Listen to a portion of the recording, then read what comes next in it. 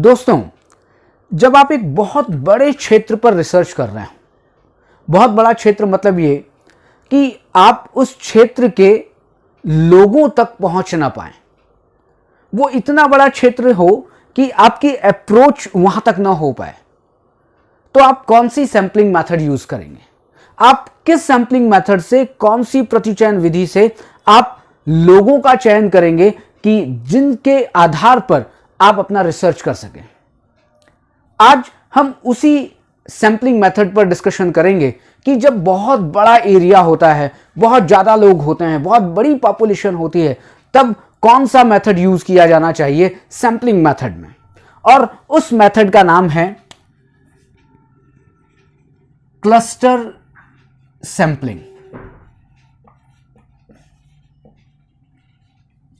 Cluster sampling, जिसको कहा जाता है गुच्छ प्रतिचयन।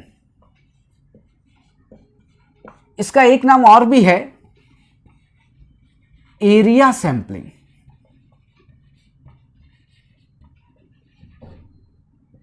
क्षेत्र प्रतिचयन, क्षेत्र प्रतिचयन विधि। अब ये जो गुच्छ प्रतिचयन है या जो क्षेत्र प्रतिचयन है, वो एक प्रोबेबिलिटी सैंपलिंग है। Simple random sampling method, stratified random sampling method, systematic random sampling method और क्लस्टर सैंपलिंग मेथड या एरिया सैंपलिंग मेथड, ये चारों ही आपकी प्रोबेबिलिटी सैंपलिंग मेथड है। और आपको एक बात तो जरूर ध्यान होगी कि प्रोबेबिलिटी सैंपलिंग मेथड में हमेशा रैंडम सिलेक्शन होता है। रैंडम सिलेक्शन, इसमें यादृच्छिक चयन किया जाता है। वो कोई भी सैंपलिंग हो, कोई भी सैंपलिंग मतलब कि प्रोबेबिलिटी सैंपलिंग मेथड जो है उसका कोई भी प्रकार हो, सभी में रैंडम सिलेक्शन होगा। लेकिन आज जो हमारा मेन जो मुख्य बिंदु है वो है क्लस्टर सैंपलिंग, या जिसको हम एरिया सैंपलिंग भी कहते हैं, गुच्छ प्रतिचयन या क्षेत्र प्रतिचयन।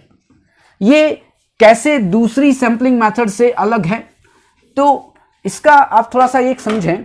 आपने कभी गुच्छ वर्ड को देखें? गुच्छ मतलब, आप इसको और अच्छे तरीके से लिखें, एक होता है गुच्छा। गुच्छा समझते हैं?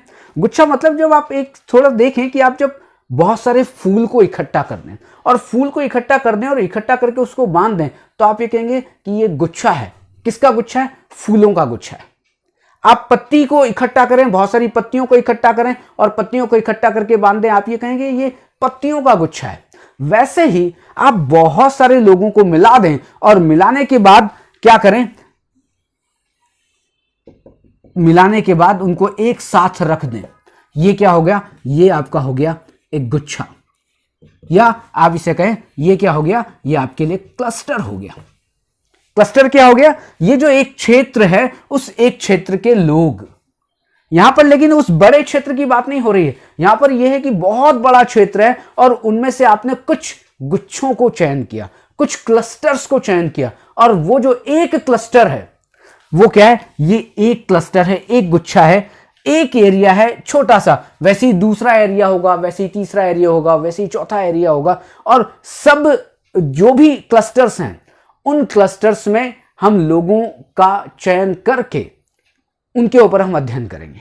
इसे कहते हैं क्लस्टर सैंपलिंग या एरिया सैंपलिंग। अब प्रश्न आता है कि क्लस्टर सैंपलिंग की कैसे जाती है? इसके लिए हम एक बहुत ही सिंपल सा एग्जांपल से चलें कि मान के चलता हूं कि गुजरात विश्वविद्यालय, आप सबको पता है कि गुजरात विश्वविद्यालय अहमदाबाद में है, जिसे आप गुजरात यूनिवर्सिटी कहते हैं। मान के चलते हैं कि गुजरात विश्वविद्यालय में 300 कॉलेजेस हैं जो उससे एफिलिएटेड हैं।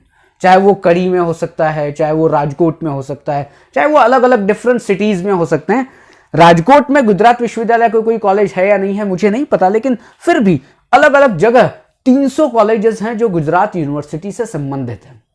और मैं एक रिसर्च करना चाहता हूं गुजरात विश्वविद्यालय के स्टूडेंट्स के ऊपर, और मैं ये देखना चाहता हूं कि गुजरात विश्वविद्यालय के जो स्टूडेंट्स हैं वो योग के लिए क्या एटीट्यूड रखते हैं। मैं एक सर्वे करना चाहता हूं किसके ऊपर, गुजरात विश्वविद्यालय के स्टूडेंट्स के ऊपर, कि वो योग के लिए क्या एटीट्यूड रखते हैं, योग के लिए क्या धारणा रखते हैं, योग के लिए क्या विचार रखते हैं।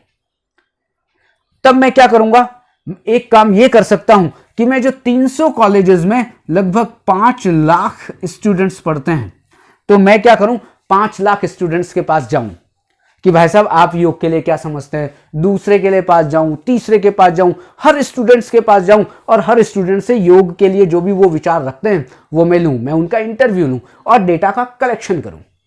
क्या पॉसिबल है ऐसा? क्या मैं 5 लाख लोगों तक जा सकता हूं? क्या मेरे में इतनी एनर्जी है, मेरे पास इतना टाइम है, मैं 5 लाख लोगों के पास जाऊं? तो मैं क्या करूंगा कि नहीं, मैं 5 लाख लोगों पर नहीं जा सकता। अब आप कहेंगे कि साहब एक सैंपल सेलेक्ट कर लो, कुछ बच्चों को ले लो। बिल्कुल कर सकता हूं कि कुछ बच्चों को ले लो। मैं ऐसा करता हूं कि मैं अहमदाबाद के बच्चों को ले लूं, अहमदाबाद में जो पढ़ते हैं। लेकिन क्या गुजरात यूनिवर्सिटी के जो स्टूडेंट केवल और केवल अहमदाबाद में पढ़ते हैं या और भी किसी जिले में पढ़ सकते हैं? तो मुझे सभी जिलों से बच्चों को तो लेना पड़ेगा ना। ऐसा तो नहीं होगा कि मैं केवल एक क्षेत्र, एक कॉलेज के पास जाऊं और वहीं से मैं डेटा को ले लूं और मैं कहूं रिजल्ट उसका निकलेगा तो मैं कहूंगा कि नहीं, ये पूरे के पूरे गुजरात यूनिवर्सिटी के जो स्टूडेंट्स हैं वो योग के लिए ये विचार रखते हैं जो इस पर्टिकुलर कॉलेज ने रखे हैं। क्या ये ठीक रहेगा? क्या ये रिसर्च अच्छा होगा? तो मैं ये कहूंगा ये रिसर्च अच्छा नहीं होगा। तो मैं क्या करूं, मैं अब क्लस्टर सैंपलिंग से, गुच्छ प्रतिचयन से मैं इस 300 कॉलेजेस में बच्चों का चयन करूंगा। अब कैसे हो सकता है? अब ये तो हो सकता है कि मैं 300 कॉलेजेस से कुछ कॉलेज को लूं। अब कुछ कॉलेज को लूं मतलब मैं मानकर चलता हूं कि मुझे 300 कॉलेज में जो 5 लाख लोग बढ़ते हैं, मैं इन 300 में से 10 कॉलेज लेता हूं। 10 कॉलेज का मैं सिलेक्शन करता हूं और 10 कॉलेज के बच्चों को मैं उनके लिए 10 कॉलेज के जो बच्चे हैं उनके ऊपर मैं अपना कोई ना कोई सर्वे करूंगा जो मैं योग के लिए कर रहा हूं। अब 300 कॉलेजेस में 10 छांटना है मुझे, तो मैं क्या करता हूं, मैं 300 कॉलेज की लिस्ट बनाता हूं और लिस्ट बना के मैं उसमें से 10 को निकालता हूं। वो 10, उन 10 कॉलेज का क्या करेगा, रैंडम सिलेक्शन होगा और रैंडम सिलेक्शन करके मैंने 10 कॉलेज को निकाल लिया। अब 10 कॉलेज में मान लेते हैं कि 10,000 स्टूडेंट पढ़ते हैं। जिन मैंने 10 कॉलेजेस का रैंडम सिलेक्शन किया है उनमें 10,000 स्टूडेंट पढ़ते हैं। फिर मैं क्या करूंगा, इनमें से फिर क्या मैं और कुछ और डिपार्टमेंट्स को या कुछ और फैकल्टीज को अलग अलग तरीके से चयन कर सकता हूं। तो मैं उनके सब डिवीजन बना देता हूं। सब डिवीजन बनाने के बाद मैं कुछ फैकल्टीज का चयन कर लेता हूं कि फैकल्टीज मतलब मैं केवल और केवल साइंस के या आर्ट्स के या कोई ना कोई एक अलग अलग फैकल्टी को मैं सेलेक्ट कर सकता हूं। लेकिन करना कैसे, 10 के 10 कॉलेज से रैंडम सिलेक्शन करना है। अब रैंडम सिलेक्शन हो गया और रैंडम सिलेक्शन होने के बाद मान लेते हैं कि ये टोटल 10 फैकल्टीज आई। बाद में 10 फैकल्टीज आई और 10 फैकल्टीज में 1000 स्टूडेंट्स हैं। अब इन 1000 स्टूडेंट पर मैं अपना सर्वे करूंगा और 1000 स्टूडेंट पर मैं सर्वे करने के बाद जो भी उसका रिजल्ट निकलेगा मैं ये कहूंगा कि मैंने गुजरात यूनिवर्सिटी पर सर्वे किया। तब मैं ये नहीं कहूंगा कि मैंने 10 फैकल्टीज पर सर्वे किया, नहीं, मैंने 10 कॉलेज पर सर्वे किया, नहीं, मैंने पूरे के पूरे गुजरात विश्वविद्यालय पर सर्वे किया और गुजरात विश्वविद्यालय के जो स्टूडेंट्स हैं वो योग के लिए कैसा एटीट्यूड रखते हैं, कैसी धारणा रखते हैं, मैंने अपने रिजल्ट में बताया। आप कहेंगे गुजरात विश्वविद्यालय का तो किया ही नहीं, आपने तो 10 फैकल्टीज का किया। लेकिन मैंने क्या कहा, गुजरात विश्वविद्यालय के लोग बिखरे हुए थे। गुजरात विश्वविद्यालय के जो लोग हैं वो अलग अलग कॉलेज में पढ़ते थे। तो मुझे कहीं ना कहीं कुछ लिमिटेड तो बनाना था अपने रिसर्च को, तो मैंने क्लस्टर चुना। अब यहां पर एक बात और ध्यान देने वाली बात है कि जब भी हम और कोई सिलेक्शन मेथड यूज करते हैं तो वहां पर व्यक्ति का सिलेक्शन होता है। आप सिंपल जो रैंडम सैंपलिंग मेथड करें तो आप जो चिट निकाल रहे हैं वो एक व्यक्ति की निकल रही है, वो एक इंडिविजुअल सिलेक्शन हो रहा है। लेकिन यहां पर इंडिविजुअल सिलेक्शन की बात नहीं है। यहां पर क्या है, फैकल्टीज, एक फैकल्टी में 100 लोग हो सकते हैं, एक फैकल्टी में 50 लोग हो सकते हैं, एक फैकल्टी में 200 लोग हो सकते हैं। मैंने उन 200 लोगों में से लोगों का चयन नहीं कर रहा हूं, मैं तो केवल एक गुच्छा मैंने अभी क्या कहा, एक क्लस्टर। तो इनमें से जो ये 10 फैकल्टी चुनी गई, तो ये क्या हो गया, 10 क्लस्टर्स हैं, 10 गुच्छे हैं, 10 एरिया हैं, और इन 10 एरिया से मैं सैंपल का सिलेक्शन कर रहा हूं। अब आपको समझ में आगे आया होगा कि और दूसरी जो simple random sampling, systematic random sampling या स्ट्रेटिफाइड रैंडम सैंपलिंग, वहां पर क्या है, एक व्यक्ति का सिलेक्शन हो रहा था रैंडमली। यहां पर एक व्यक्ति का सिलेक्शन नहीं है, यहां पर एक एरिया का सिलेक्शन है, और उस एरिया का सिलेक्शन है, जो एरिया है हम उस पर्टिकुलर एरिया को कहते हैं क्लस्टर। यहां पर अगर 10 फैकल्टीज को मैंने लास्ट में चयन किया, तो जो मेरी 10 फैकल्टी हैं वो मेरे 10 क्लस्टर हैं। और इन क्लस्टर का चुनाव मैंने कैसे किया, इन क्लस्टर का चुनाव मैंने किया क्लस्टर सैंपलिंग मेथड से। लेकिन क्लस्टर सैंपलिंग मेथड से जो मैंने 10 फैकल्टीज का चुनाव किया है, फिर मैं रिपीट कर रहा हूं कि वो रैंडम सिलेक्शन होगा।